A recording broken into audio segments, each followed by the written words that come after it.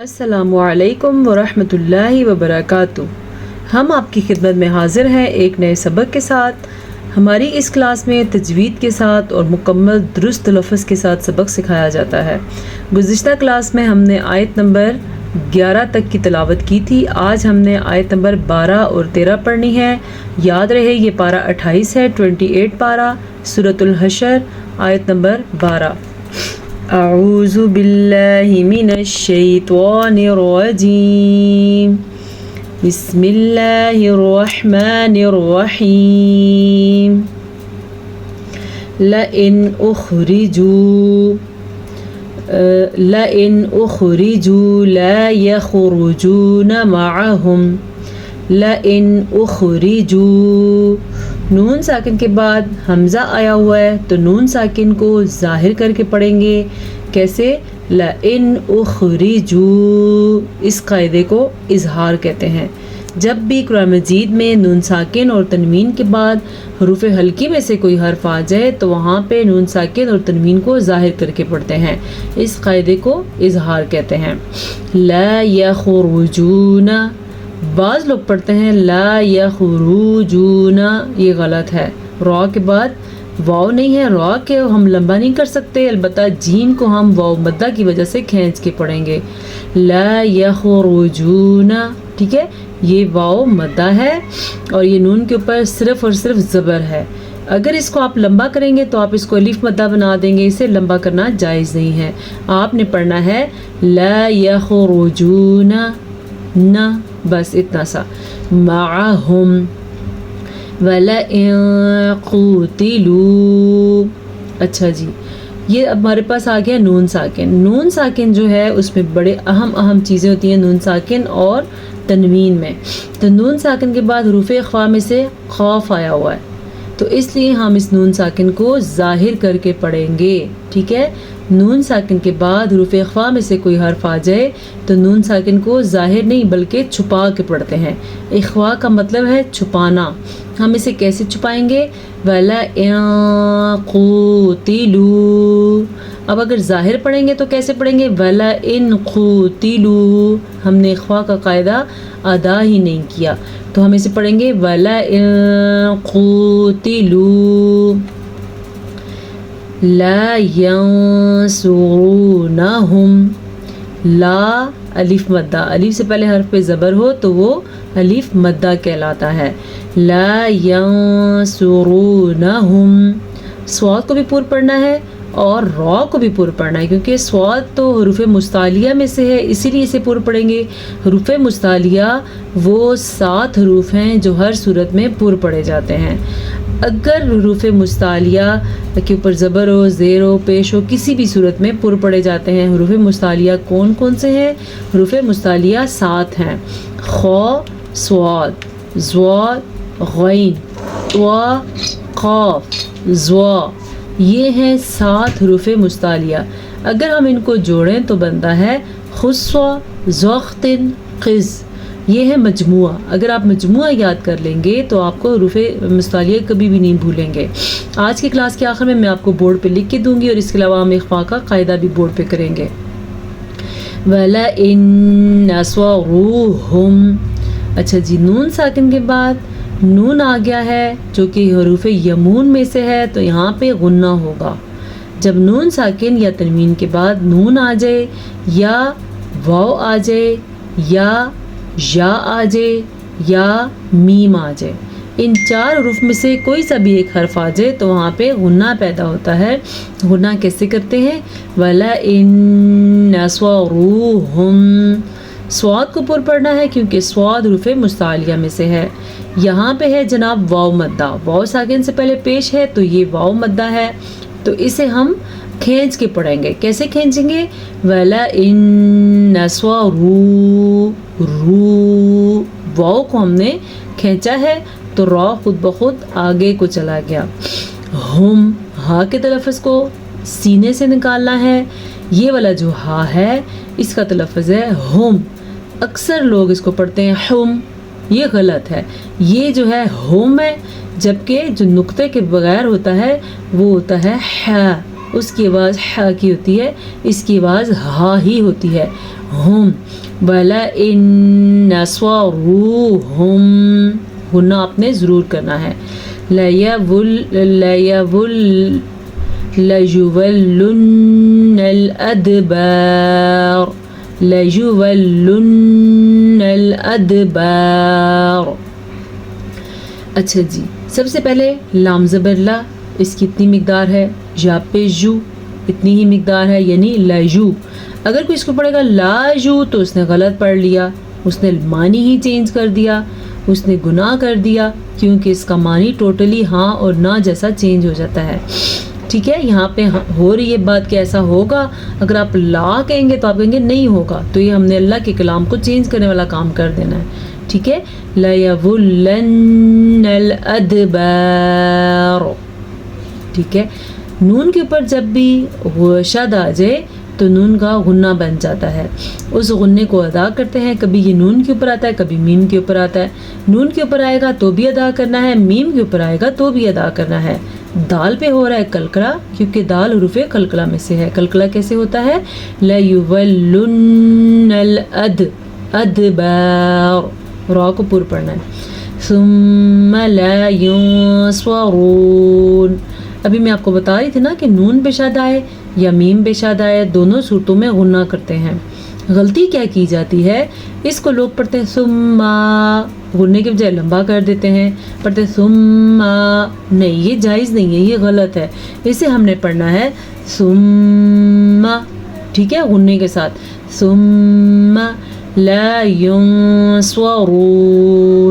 اب یہاں پہ آپ دیکھ لیں لا ينصرون پڑھ رہا ہے تو آپ لا ينصرون نہیں پڑھ سکتے، اگر آپ پڑھیں گے تو آپ بہت بڑی غلطی کریں گے، یعنی آپ کا پڑھنا ثواب کے بجائے گناہ نہ بن جائے، اس چیز کا دھیان رکھنا ہے آپ نے۔ لا ينصرون لمبا تب کرتے ہیں جب آگے الف ہو، اور آگے الف نہ ہو تو بالکل بھی لمبا نہیں کرتے۔ لأنتم اشد، اس لفظ کو غور سے دیکھیں، اکثر لوگ اس کو پڑھتے ہیں لانتم، یہ غلط ہے، کیونکہ یہاں پہ ہمارے پاس الف کے اوپر بھی زبر ہے، تو ہم اسے پڑھیں گے لانتم، ٹھیک ہے۔ اشد رہبۃ فی صدورہم من اللہ، اشد بالکل بھی نہیں پڑھنا آپ نے، اشد پڑھنا غلط ہے، اشد رہبۃ فی صدورہم، یہاں پہ ہمارے پاس پھر سے اخفاء کا قاعدہ آ گیا، جب تنوین کے بعد حروف اخفاء میں سے کوئی حرف آ جائے تو وہاں تنوین کو چھپاتے ہیں، اور اگر نون ساکن کے بعد حروف اخفاء میں سے کوئی حرف آ جائے تو وہاں نون کو چھپاتے ہیں، یہ چیز آپ نے یاد رکھنا ہے۔ رہبۃ فی صدورہم من اللہ، فی پہ یا مدہ ہے، صدورہم میں صاد کو پر پڑھنا ہے، جبکہ واو مدہ کی وجہ سے یہاں پہ اس لفظ کو کھینچ کے پڑھنا ہے، صدو، اصل میں ہم نے واو کو کھینچا ہے، رہم من اللہ، میم ساکن کے بعد دوبارہ سے میم آ جائے تو وہاں پہ ادغام کا قاعدہ ہوتا ہے، اس ادغام کو ادغام شفوی کہتے ہیں، اسے ادغام بالغنہ کہتے ہیں، ادغام بالغنہ کہتے ہیں، جبکہ اسے ادغام شفوی کہتے ہیں۔ آپ اتنا یاد رکھیں، اگر آپ کو یہ باتیں مشکل لگتی ہیں بس آپ ادا کرنے کا طریقہ سیکھ لیں۔ ادا کیسے کریں گے؟ صدورہم من اللہ، ذالک بأنہم، اچھا جی، ذالک اگر کوئی پڑھے گا تو وہ غلط پڑھے گا، ذالک بأنہم، پھر سے نون کے اوپر شاد آ گئی ہے تو نون کا غنہ ضرور ادا کرنا ہے۔ قوم لا یفقہون، جیسے آپ نے نون ساکن اور نون تنوین کے بعد یمون کی مثال سنی تھی کہ یمون میں سے کوئی حرف آ جائے تو ادغام بالغنہ ہوتا ہے، اسی طرح نون ساکن یا تنوین کے بعد لر یعنی کہ لام یا را میں سے کوئی حرف آ جائے تو وہاں پہ ادغام بلا غنہ ہوتا ہے، یعنی کہ غنے کے بغیر پڑھتے ہیں۔ ہم اسے کیسے پڑھیں گے؟ قوم لا، اب اگر اس کو پڑھتے ہیں قوم لا تو تب ہم نون کا غنہ پڑھتے تو وہ پڑھ ہی نہیں سکتے، اسے ہم پڑھیں گے قوم لا یفقہون، یہ قاف موٹا ہے کیونکہ حروف مستعلیہ میں سے ہے اور یہ واو مدہ ہے۔ آج کے لیے یہ 2 آیتیں کافی ہیں، تھوڑا پڑھیں، اچھا پڑھیں اور پورا قرآن مجید مکمل ختم کرنے میں ہمارے ساتھ ہو جائیں۔ تو چلے چلتے ہیں اب بورڈ کی طرف۔ آج ہم نے اخفا کا قاعدہ کرنا ہے۔ نون ساکن اور نون تنوین میں اخفا کا قاعدہ۔ اخفا ایسے لکھتے ہیں، اس کا لفظی مطلب ہوتا ہے چھپانا۔ اخفا کا لفظی مطلب ہے چھپانا، عربی میں اس کو اخفا کہتے ہیں۔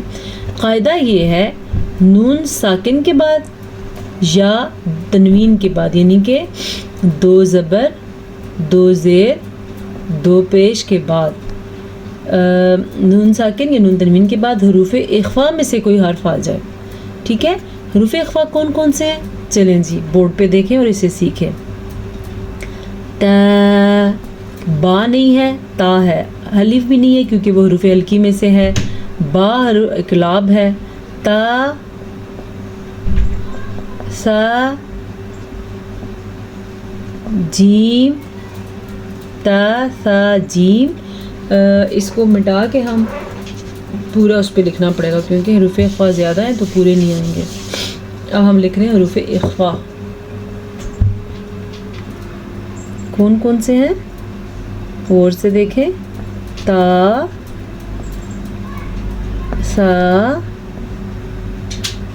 جیم، دال،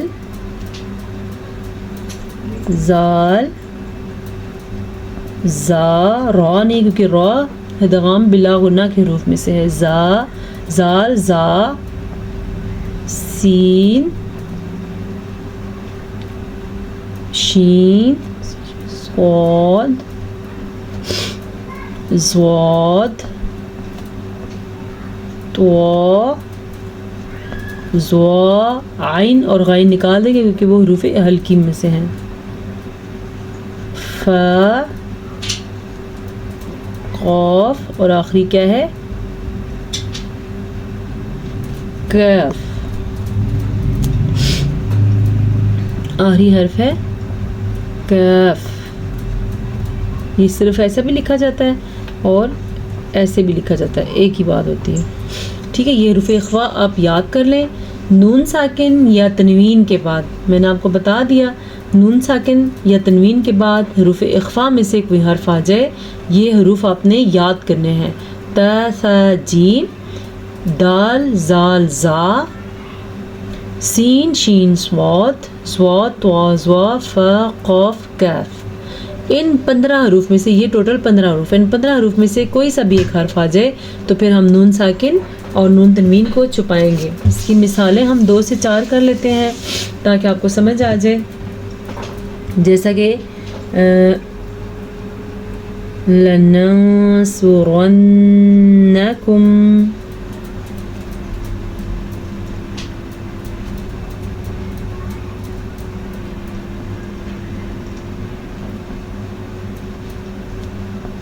یہ نون ساکن کے بعد سواد آیا ہوا ہے، یہ ہے نون ساکن۔ ساکن کو جزم بھی کہتے ہیں۔ نون ساکن کے بعد سواد آیا ہوا ہے حروف اخفا میں سے، تو ہم یہاں پہ نون کو چھپا دیں گے۔ چھپائیں گے کیسے؟ لَنَنصُرَنَّكُمْ، اس طریقے سے ہم اسے چھپا کے پڑھیں گے۔ اس کے علاوہ تنوین کی مثال ہم دیکھتے ہیں، آج کے سبق میں بھی ہم نے پڑھی ہے۔ اگر آپ اخفا کی اور مثالیں دیکھنا چاہتے ہیں تو یہ دیکھ لیں۔ انتم، نون ساکن کے بعد تا حروف اخفا میں سے آیا ہوا ہے، معاف کیجیے گا۔ اس کے علاوہ تنوین کے بعد آج ہم نے مثال پڑھی تھی رہبتاً فی، سارے آپ کے پاس آنے والے لفظ آگے ڈفرینٹ ہیں ایک دوسرے سے۔ رہبتاً فی، یہ تنوین کے بعد فا آیا ہوا ہے۔ یہ نون ساکن کے بعد صاد حروف اخفا میں سے آیا ہے، یہاں پہ نون ساکن کے بعد تا حروف اخفا میں سے آیا ہے، یہاں پہ تنوین کے بعد فا حروف اخفا میں سے آیا ہوا ہے۔ تو یہ کیا، کیسے ہم اس کو پڑھیں گے، کیسے چھپائیں گے؟ رہبتاً فی، اس طریقے سے ہم نے مثال نون ساکن نون تنوین کی آواز کو چھپانا ہے۔ امید ہے آپ کو سمجھ اچھے طریقے سے آ گئی ہوگی۔